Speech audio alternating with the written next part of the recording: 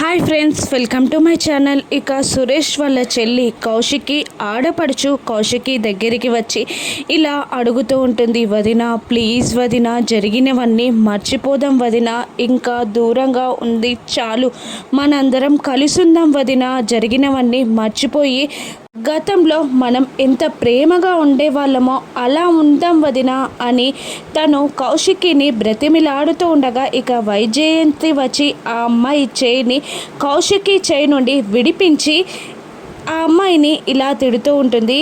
వైజయంతి, ఏంటమ్మి, ఏం మర్చిపోవాలమ్మి?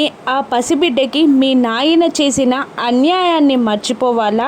ఆ రోజు మీ నాయన మాట్లాడిన మాటల్ని మర్చిపోవాలా? చేసిన అవమానం మర్చిపోవాలా?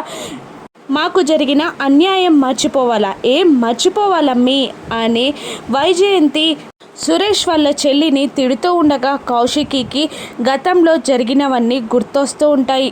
కీర్తి పాప కింద నేలపైన ఉండి ఏడుస్తూ ఉండగా సురేష్ వాళ్ళ నాన్నగారు ఒక గాజు గ్లాస్ని కింద పడేస్తారు. ఆ సౌండ్తో ఆ పాప ఇంకా ఎక్కువగా ఏడుస్తూ ఉంటుంది. ఇక ఆ రోజు సురేష్ వాళ్ళ నాన్నగారు కౌశికిని, కీర్తి పాపని చాలా దారుణంగా అవమానించి ఇంట్లో నుండి బయటికి గెంటేసి మరీ తలుపులు పెట్టేస్తారు. అవన్నీ కౌశికికి గుర్తొస్తూ ఉంటాయి. ఇక దాత్రి ఇలా అడుగుతూ ఉంటుంది కౌశికిని, అసలేం జరిగింది వదిన?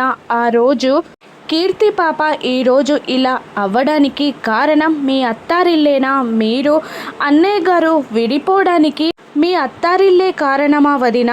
ఆ రోజు ఆ ఇంట్లో ఏం జరిగింది వదిన అని దాత్రి కౌశికిని అడుగుతూ ఉండగా కేదార్, బావగారు మీరు ఎందుకు విడిపోయారక్క, ఏం జరిగింది అని అడుగుతూ ఉంటాడు కేదార్. ఇక కౌశికి తన గతం గురించి దాత్రికి చెప్పగలదా? అసలు సురేష్ వాళ్ళ నాన్నగారి వల్లే కీర్తి పాపకి ఈ దుస్థితి వచ్చిందా? రాను నెప్సెస్లో చూద్దాం. Thank you for watching.